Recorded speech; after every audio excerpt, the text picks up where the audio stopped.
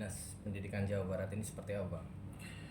Ya, akhir-akhir ini kita dihebohkan ya pemberitaan tentang statement yang dikeluarkan oleh Gubernur terpilih Kang Deddy Mulyadi dan salah satu anggota DPRD Provinsi Jawa Barat Kang Ono Surono ya. Dan pada akhirnya Kepala Dinas Pendidikan Pendidikan Provinsi Jawa Barat mengeluarkan surat edaran dengan nomor 3597 garing PK titik 03 titik 04 titik 04 garing Sekre. Ini surat edaran ini sekarang sudah beredar di kalangan masyarakat. Di luar daripada sekolah-sekolah negeri maupun swasta, ini sudah nyampe nih. Ya, ke siapapun sudah sampai nih. Jadi seperti itu. Nah, dengan surat edaran ini sekarang dinamika di sekolah-sekolah ini ada sedikit ada pergejolakan lah ya seperti itu. Terkait apa, Bang, suratnya, Bang? Di sini saya akan coba bacakan ya. Yang pertama, poin pertama adalah tentang ada sehubungan permintaan ya dari Kepala Dinas Pendidikan Provinsi Jawa Barat meminta untuk melaksanakan percepatan penyerahan ijazah SMA, SMK, SLB dengan melakukan hal-hal sebagai berikut. Jadi ada 3 poin di dalam surat edaran ini. Ya. Poin pertama adalah mendata, melaporkan dan menyerahkan ijazah tahun pelajaran 2023, tahun 2024 atau tahun pelajaran sebelumnya yang belum diserahkan kepada lulusan yang berhak menerima ijazah paling lambat tanggal 3 Februari. Pertanyaannya dari pertanyaan poin 1 ini jawabannya adalah bagaimana pihak SMK atau SMA swasta memberikan ijazah kepada orang tua siswa apabila kewajibannya belum diselesaikan.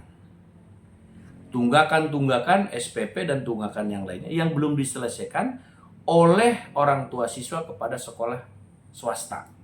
Nah, ini juga harus dibahas tentunya, ya. Nah, yang kedua tentang berkoordinasi dengan cabang dinas pendidikan di masing-masing wilayah dalam melaksanakan penyerahan ijazah yang belum tersampaikan sebagaimana angka 1 kepada lulusan terkait. Jadi koordinasi ini perlu. Pertanyaannya, apakah Kepala Dinas Pendidikan Provinsi Jawa Barat sudah berkoordinasi dengan apa? Dengan BMPS, dengan MKKS, atau dengan FKKS. Itu di tingkat SMA dan SMK. Sementara di tingkat SMP, baik negeri maupun swasta, koordinasi dengan kepala dinas. Apakah koordinasi ini sudah dilakukan atau belum?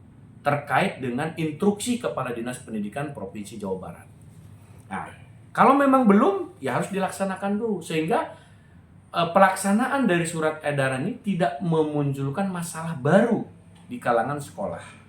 Nah, yang ketiga, poinnya adalah apabila sampai batas waktu sebagaimana angka 1 tidak terrealisasi, maka pihak sekolah menyerahkan ijazah tersebut kepada Kepala Cabang Dinas Pendidikan di masing-masing wilayah. Dilengkapi berita acara dari sekolah kepada cabang dinas pendidikan. Untuk selanjutnya, Kepala Cabang Dinas menyerahkan ijazah tersebut kepada lulusan yang berhak menerima ijazah.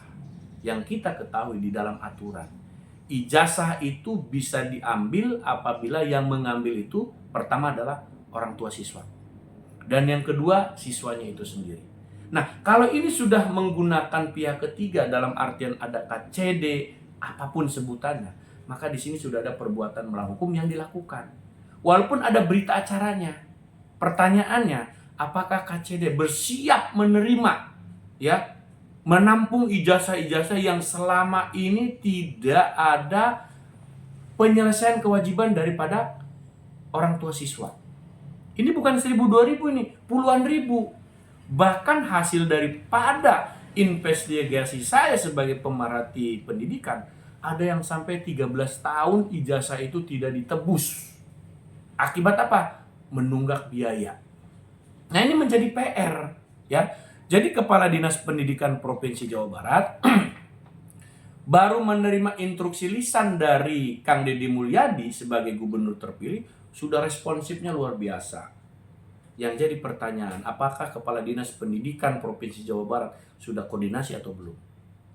Apakah Kepala Dinas Pendidikan Provinsi Jawa Barat mengetahui atau tidak persoalan yang muncul di sekolah-sekolah swasta ini?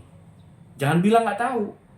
Ya, ini persoalan klasik, setiap tahun ada muncul bahwa ada tunggakan-tunggakan, ada kewajiban-kewajiban dari siswa yang belum diselesaikan kepada sekolah swasta, sehingga ijazahnya masih dititipkan di sekolah. Coba bayangkan, sekolah swasta, ya baik SD, SMP, SMA, kurang baik gimana sama siswa? Mereka memberikan pelajaran tanpa membeda-bedakan, walaupun kewajibannya belum dibayarkan kepada sekolah. Sampai dengan diberikan kelulusan, ya, diberikan kelulusan sampai SMA, sampai mereka bisa bekerja. Mereka diberikan keringanan untuk mencicil kewajibannya, tapi tidak dilakukan. Nah, sekarang persoalannya, ketika ada pengumuman, ada edaran supaya ijazah bisa diambil ke sekolah masing-masing dengan kata tanda kutip gratis. Pertama, siapa yang membayar kewajiban ini kepada sekolah swasta? Kedua, dananya dari mana? Yang ketiga, siapa yang bertanggung jawab? Saya mengutip dari video Kang Deddy Mulyadi bahwa beliau menginstruksikan kepada sekolah, ya, SMA, SMK, bahwa meminta kepada